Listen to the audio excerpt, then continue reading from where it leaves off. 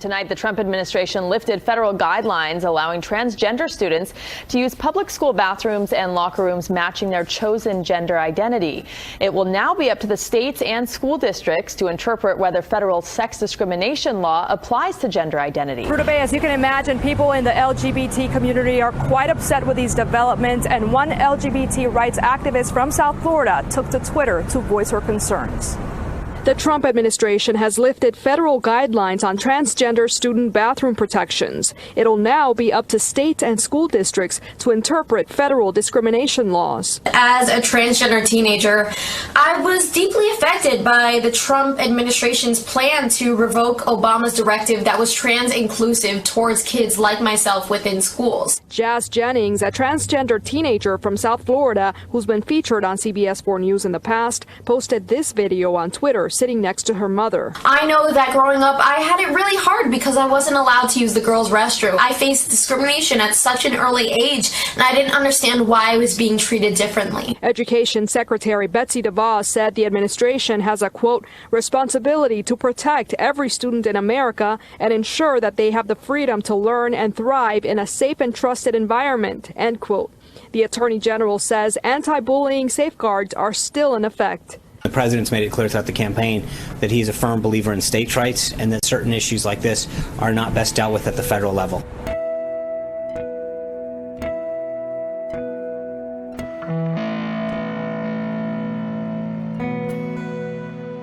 On Wednesday, the Sterling Heights City Council in Michigan has approved a stalled proposal to build a mosque in a step to settle discrimination lawsuits from Muslim residents and the U.S. Department of Justice. The unanimous vote was later followed by a meeting those in favor of the proposal and opponents. On Wednesday, Mayor Mike Taylor said that one mosque's opponent accused council members of working with, quote, terrorists. The 20,000 square foot mosque is expected to be built largely as proposed, but with a lower height and a plan to accommodate neighbors' concerns about parking. Remember, the law says must be a compelling governmental interest before you may place a substantial burden on a religious institution from using land as it chooses. That's the message U.S. Attorney Barbara McQuaid is sending out tonight. Religious intolerance has no place here and no place in Sterling Heights. Her message comes amid backlash from the city of Sterling Heights and their decision to turn down the building of a mosque for the Islamic community. And the reasons she says the city provided for turning them away weren't compelling. One of the reasons the city gave in their original decision, the building height, including the dome and the spears. I remembered all the time I spent with friends at St. Blaise Catholic Church. We checked out the height of that steeple, which is 151 feet. And so looking at these reasons, we found them not so compelling. And when she was asked why the Islamic Community Center was so adamant about building on that property they purchased, she answered very simply, because America says you get to be where you want to be. If you own land, you don't have to leave because your neighbors don't want you there. The timing could not have been stranger for the first visit of America's new top diplomat to Mexico. He arrived just moments ago. With immigration reform, a major and contentious issue between the U.S. and Mexico, the trip could define relations for some time to come. It is Rex Tillerson's first ever meeting as Secretary of State with Mexican President Enrique Nieto, and it could be a baptism by fire. That after Mexico's foreign minister fired this warning shot before Tillerson's departure from Washington today. I want to say clearly and emphatically that the government of Mexico and the Mexican people do not have to accept provisions that one government unilaterally wants to impose on the other. It was a reference to two tough new immigration enforcement memos released Tuesday from DHS Secretary John Kelly, who will accompany Tillerson to Mexico. The memos call for sending illegal immigrants who've crossed the border back to Mexico, even if they've come from other countries, while they await hearings to return them to their home countries. They call for hiring 5,000 new Border Patrol agents and 10,000 ICE agents. Under the plan, local law enforcement officers can perform duties of immigration officers as a means of force multiplication. The plan also mandates the immediate design, construction, and maintenance of a border wall built with American materials. Even before the memo's release, Mexico was disdainful of the Trump immigration policy and the wall. Lo he dicho una y otra vez. Mexico will not pay for any wall. That may explain why the memo also calls on all government agencies to, quote, identify and quantify all sources of direct and indirect federal aid or assistance to the government of Mexico. That suggests that if Mexico doesn't pay for the wall, the Trump administration may withhold foreign aid. The timing of the memos may reflect long-standing Trump strategy to open negotiations with a hard line. But Mexico knows something about hard negotiations too, now threatening to go to the United Nations to defend human rights if the United States does not ease up. It's been revealed that a recent suicide bombing that killed 5 people in Iraq was reportedly carried out by a British former Guantanamo Bay detainee. ISIS releasing this chilling picture of a smiling jihadi taken just moments before the deadly bomb attack. And guess what? He may be a former Gitmo detainee. Jackie Vanez has the very latest on this one. Jackie, good morning. Yeah, good morning, ladies. His name is Ronald Fiedler, a British-born terrorist released from Guantanamo Bay more than a decade ago, and ISIS claims that that's him right there, smiling as he returned to the battlefield over the weekend, driving a car packed with explosives toward an army base outside Mosul, one in a series of attacks believed to have killed 7 coalition soldiers. A British broadcasting report backs up that claim that Fiedler was behind the wheel, tying him to Gitmo through his militant nickname, the Briton. And his horror story is not unique, unfortunately. According to the most recent U.S. intelligence figures, nearly 18% of former Gitmo detainees are confirmed to have returned to terror. And more than 12% of suspects are doing so. Those are the numbers President takes very seriously as he vows to keep Guantanamo Bay open. Canadian Prime Minister Justin Trudeau says he will continue to allow asylum seekers fleeing the United States to illegally cross the border into Canada. The Prime Minister's announcement February 21st was sparked by calls from Conservatives for him to do more to keep refugees out of the country. Many asylum seekers are leaving the US for Canada because they are afraid US President Donald Trump's immigration policies will cause them to be deported. Dozens of people were spotted illegally crossing the border into Canada during the weekend before Trudeau's announcement.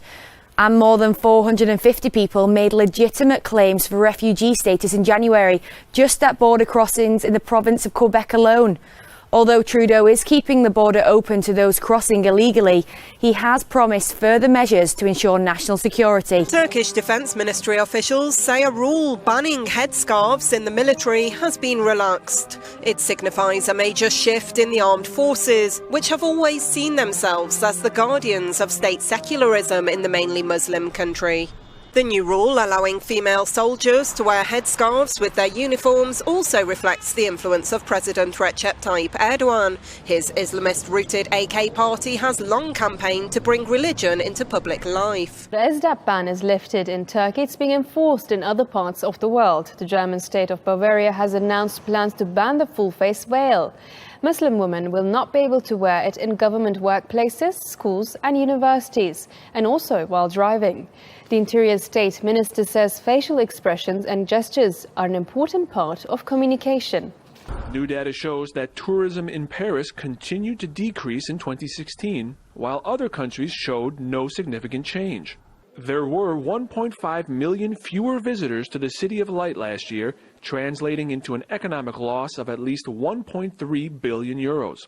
The government attributed the drop to the aftermath of 2 high-profile terrorist attacks in 2015, as well as the tragedy in Nice last summer. The tourist industry is worried that a perception is taking root that France is a permanent target for terrorism. Tourism from China and Japan plunged a combined 32%, as they may have preferred similar locations like Spain or Italy. We are worried, of course, because things have not returned to normal. Beyond terrorism, the government has imposed a long-running state of emergency and rammed through domestic policies which sparked months of high-profile protests, strikes, and arrests. Tourists may be put off by the fact that France is a police state, with thousands of machine gun-carrying soldiers patrolling streets that used to be charming and relaxing.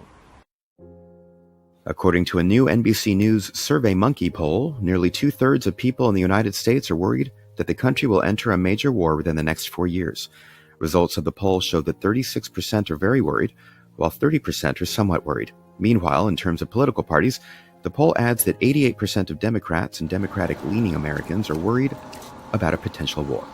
On the other side, only 4 in 10 Republicans and Republican leaners are worried, while 60% say they are not scared about facing a major war. The U.S. is ready to scale up its operations against Islamic State in Syria by sending more troops. That's according to the head of the U.S. Central Command. I'm very concerned about maintaining momentum. It could be that we take on a larger burden ourselves. We might bring potentially more of our assets to bear if we need to, as opposed to relying on our partners. That's an option. The United States already has about 500 special operations troops in Syria, and they're already operating there without the permission of the Syrian government. The tensions related to this could escalate given the many groups operating in Syria that have different goals.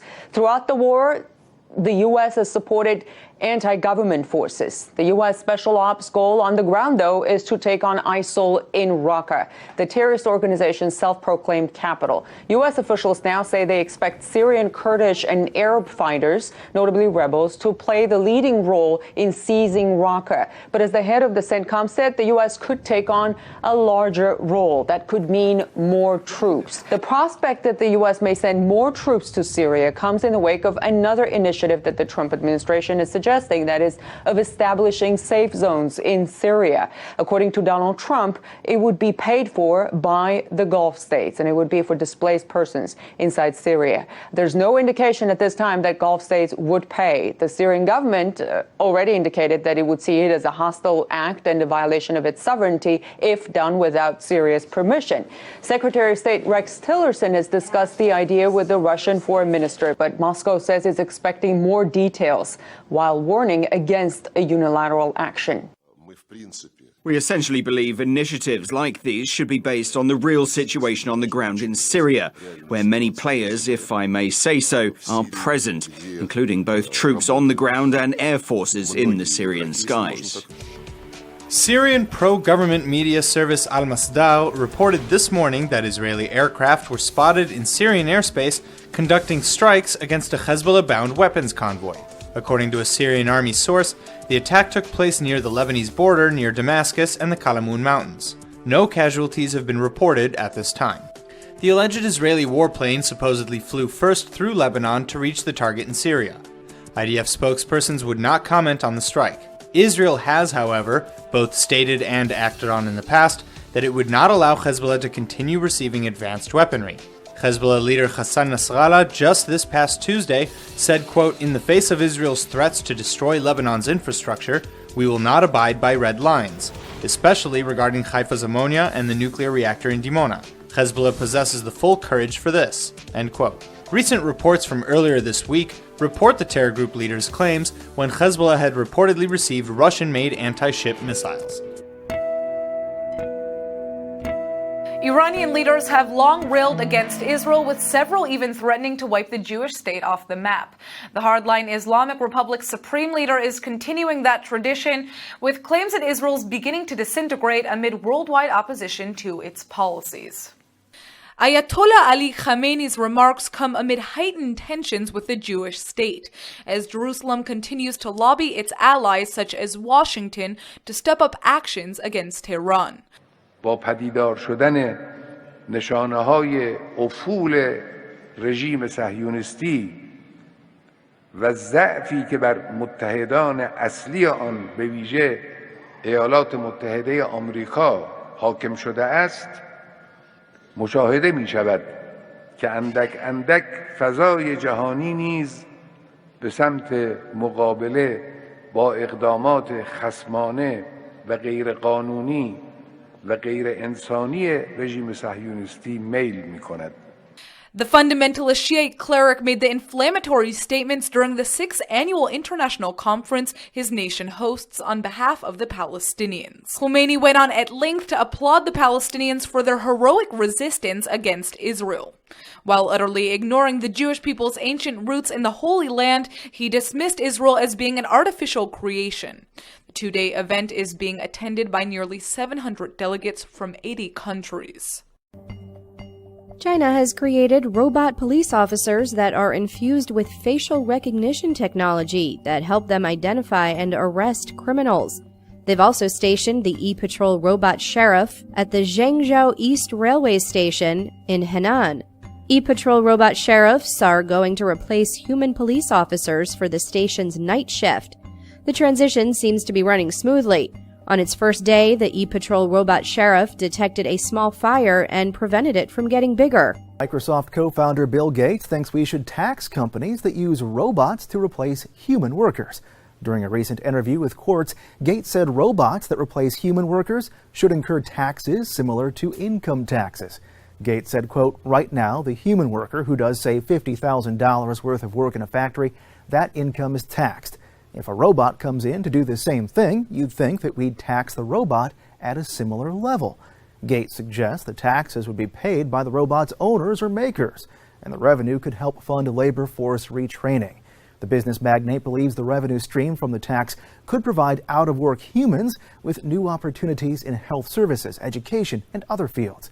If the labor and resources replaced by automation can be redirected to opportunities in other needed fields, Gates says the net effects could be positive. Researchers are testing a new vaccine they hope will protect humans from a variety of mosquito-transmitted illnesses, including malaria, Zika, and West Nile. Instead of targeting a specific illness, this vaccine protects against the mosquito itself, its saliva to be exact. Scientists at the National Institutes of Health are launching a clinical trial of this new vaccine called AGSV. According to researchers, the vaccine is intended to trigger an immune response to a mosquito's saliva. Here's how the NIH says the vaccine works.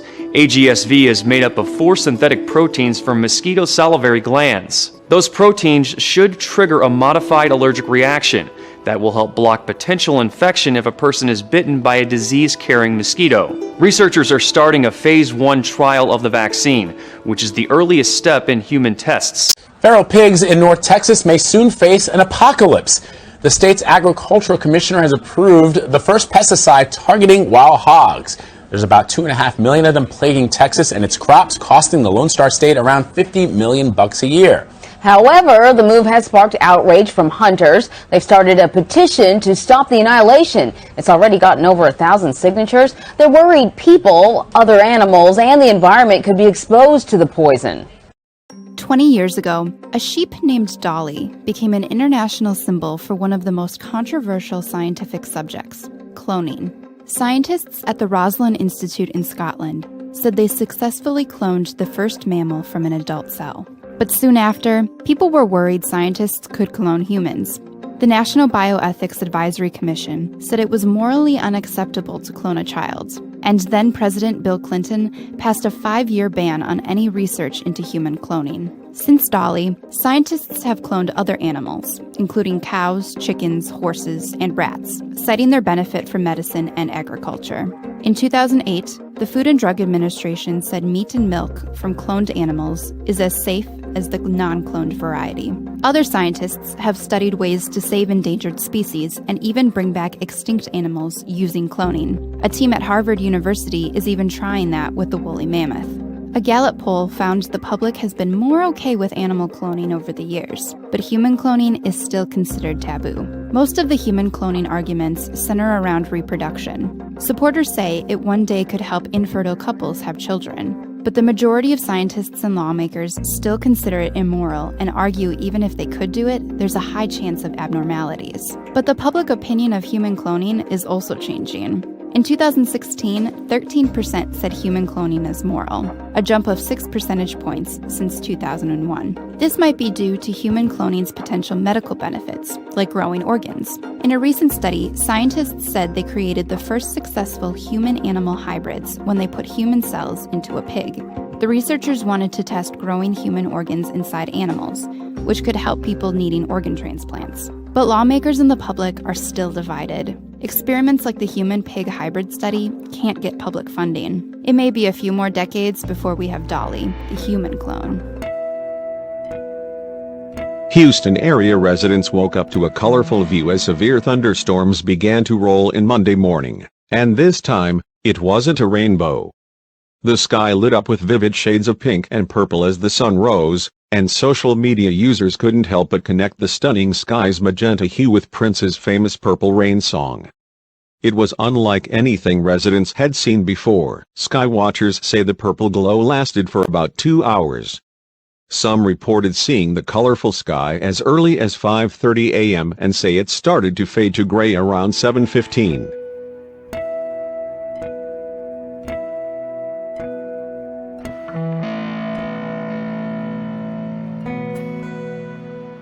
For as long as humans have looked to the heavens, we've wondered whether there is life on other planets. Chip Reed on a discovery announced today that has scientists very excited.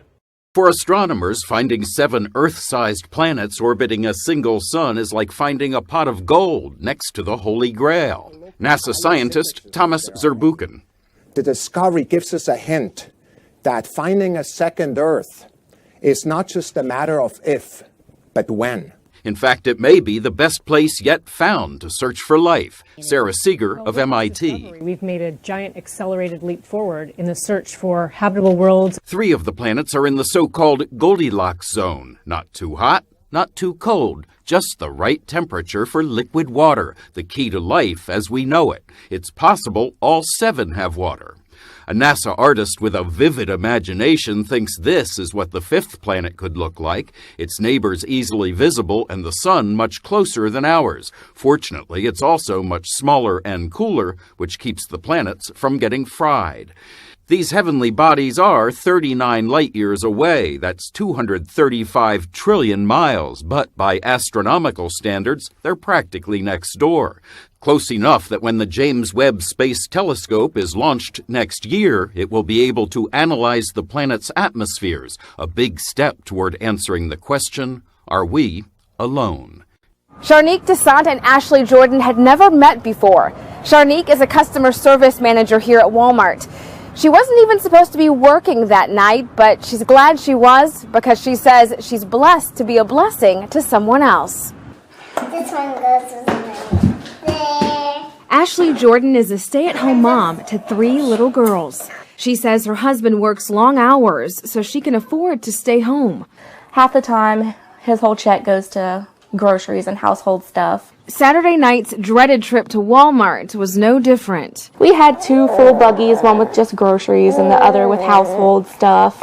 Jordan, her husband, and their 1-year-old Kinsey were in the checkout line when they met Sharnique Desant. I say, ma'am, God told me to give you $100. And she was like, what? I said, God told me to give you $100. Jordan is still in shock. Nobody's ever done anything like that for me before, ever. Desant cut the family's grocery bill in half. You basically do not know what others are going through. I didn't even know like she had hard times or is on hard times or struggling. I didn't know any of that. I never seen her. God just told you to give her. Yeah, God just said give her $100.